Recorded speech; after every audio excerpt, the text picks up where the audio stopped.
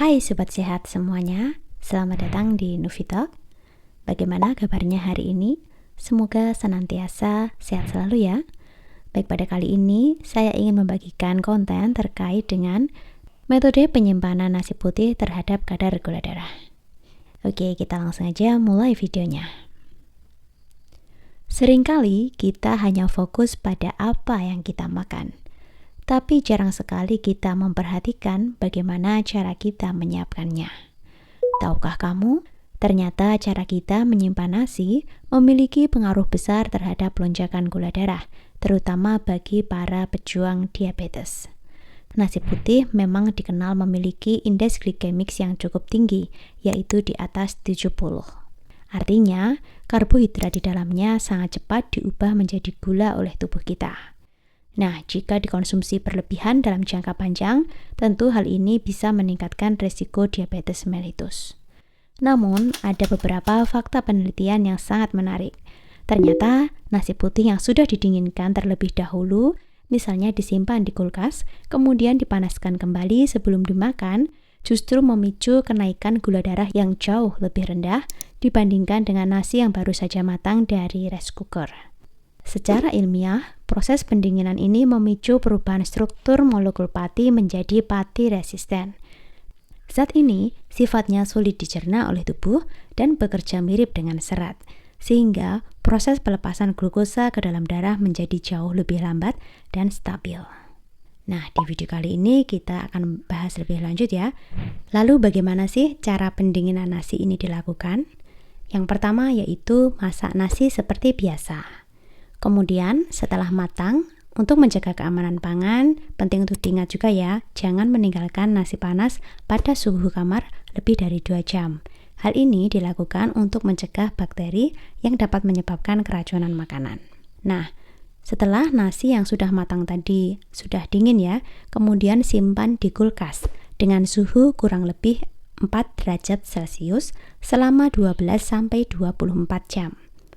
Kemudian, keluarkan dari dalam kulkas dan hangatkan kembali sebelum dimakan. Efek penurunan glikemik tetap terjadi atau tetap ada meski dipanaskan berulang. Dalam studi klinis, konsumsi nasi putih matang yang didinginkan pada suhu 4 derajat Celcius selama 12-24 jam kemudian dipanaskan kembali menghasilkan respon glikemik yang lebih rendah dibandingkan dengan konsumsi nasi putih yang baru dimasak dalam porsi yang sama. Penelitian sebelumnya yang telah dilakukan oleh Sonia, Wicaksono dan Ridwan pada tahun 2015 menunjukkan bahwa nasi putih matang yang didinginkan pada suhu 4 derajat Celcius selama 24 jam kemudian dipanaskan kembali memiliki kandungan pati resisten yang lebih tinggi dibandingkan dengan nasi putih yang baru dimasak dan nasi putih matang yang didinginkan pada suhu ruang selama 10 jam. Nah, berikut adalah hasil penelitiannya.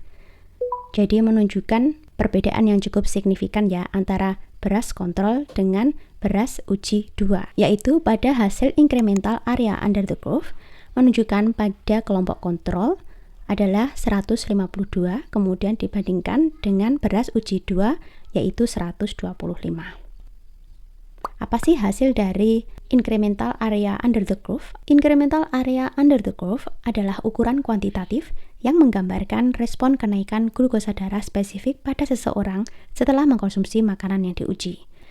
Hasil tes 2 jam setelah konsumsi nasi uji 2 juga secara signifikan lebih rendah dibandingkan setelah konsumsi nasi pada kelompok kontrol.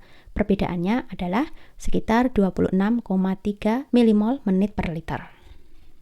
Penelitian lainnya juga telah dilakukan pada subjek dengan pasien diabetes tipe 1, yaitu nasi putih panas yang baru matang dibandingkan dengan nasi putih yang didinginkan selama 24 jam. Peningkatan glikemik maksimum jauh lebih rendah pada nasi yang mengalami proses pendinginan selama 24 jam pada suhu 4 derajat Celcius dan dihangatkan kembali dibandingkan dengan nasi putih yang baru matang. Perbedaannya adalah 135 dibandingkan dengan 336 mmol per liter setelah 180 menit dan waktu signifikan yang lebih singkat untuk mencapai puncak glikemik, yaitu 35 dibandingkan dengan 45. Nah, jadi kesimpulannya, pada pasien diabetes tipe 1 ini adalah konsumsi nasi yang didinginkan menghasilkan peningkatan glukosa darah setelah makan yang lebih rendah ya.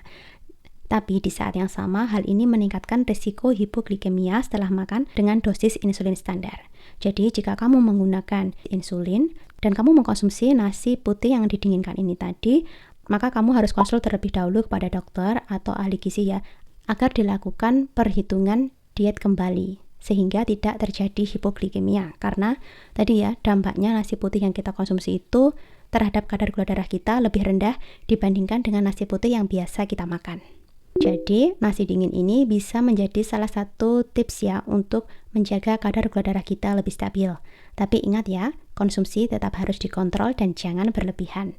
Kombinasikan juga dengan protein dan sayuran atau serat, atau pilih alternatif karbohidrat lain selain nasi putih, seperti beras merah, beras hitam, jagung, singkong, oatmeal, dan lain sebagainya. Oke, demikian itu tadi Sobat Nufi konten pada hari ini. Semoga bermanfaat ya. Sampai berjumpa di konten selanjutnya. Wassalamualaikum warahmatullahi wabarakatuh.